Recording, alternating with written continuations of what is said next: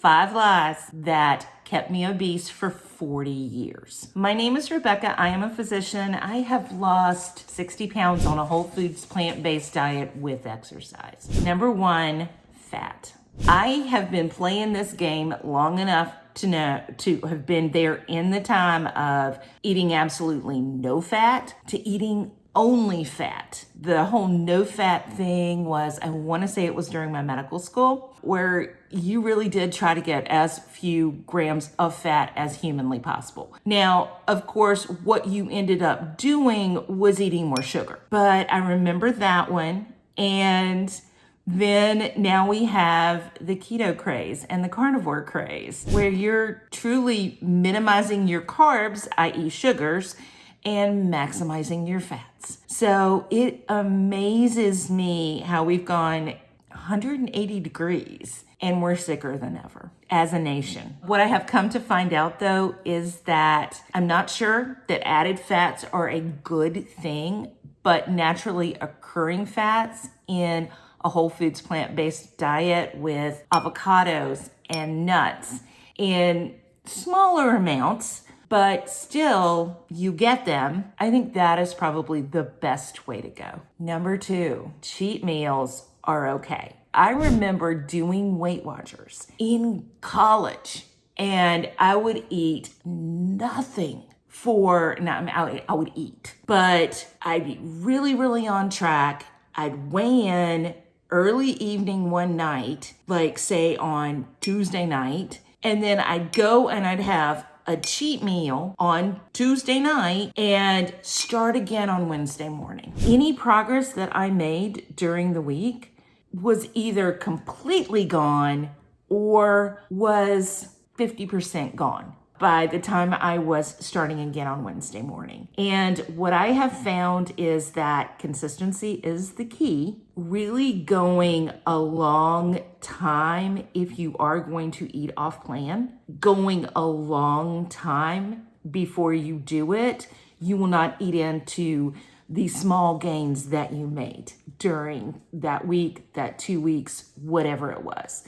And so I am much more of a believer in every month to 2 months to 3 months. It was also something that I read in one of the John McDougall books. And Dr. McDougall was talking about how it used to be, we're talking even 50 to 75 years ago, that special meals and celebrations were very infrequent. Those special celebratory meals in terms of calories and fat and fancy desserts, things like that are almost a nightly occurrence now. It's no wonder that we're growing in size and growing in sickness. So for example, for the next 6 months, I started working with Carly again with Unsupersize Me. And for the next 6 months, honestly, Thanksgiving and Christmas days are pretty much the only celebratory or eating off plan, however we want to categorize it as or call it,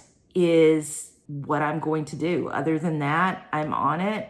I'm getting this weight off my body, getting down to 170. And that's about 70 pounds, by the way. No, 80. It's 80 pounds. Interesting how my thoughts have changed on that over time. This is number 3. You have to feel hungry if you're on a diet. I eat so much volume of food, between big bowls of vegetable bean soup and huge salads with beans and grains in them, to large bowls of groats with fruit and either nut butter or nuts in it, fruit whenever I want to, big bowls of air pop popcorn. I rarely feel hungry. And that is something that has definitely changed over time, because I remember, again, on Weight Watchers, but eating those tiny little itty bitty frozen dinners that were like that tall and about that big around and not feeling satiated.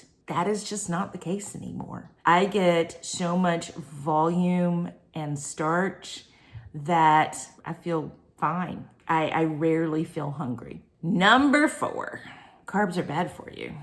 I feel like I was lucky in the fact that I didn't actually do the Atkins no carbs because it never made logical sense to me. But I think that that is something that we have kind of learned along the way, is that carbs are not the enemy. Ultra processed foods like cookies, potato chips, and French fries fried in fat, things like that, yes, they are the enemy. But those are the ultra processed ones, or the processed ones at all. Potatoes, corn, beans, vegetables, fruits, grains, they're not the enemy. They actually help you lose weight. And then number 5, alcohol. It's okay in moderation. I remember when it was a glass of red wine actually helps your heart. I find that that too is left to when you are not in the active phase of losing weight, because 2 things happen with alcohol. 1, your body treats it just like sugar. You get a quick high from it and it will throw your metabolism off. Worse is that you make very poor food decisions. Those are 5 things that I have learned from 40 years of dieting. And honestly, it might be 50 years. It might be. Yeah, I'm 59. There's a solid chance it's between 45 and 50. And I am just so thankful that I have gotten here. Hopefully you got something from this. If you did, please smash that like button. Helps YouTube show it to other people. And come along for the ride. I have got, as I said, about 80 pounds to go. And we're going to see this come off in the next 6 months, or at least a lot of it come off in the next 6 months. Also, what things have you learned from an endless number of years of dieting? Because I know that I am just like most American women in that we have been dieting for probably the majority of our lives. What you've learned in the comments, please, and thank you. Bye, guys.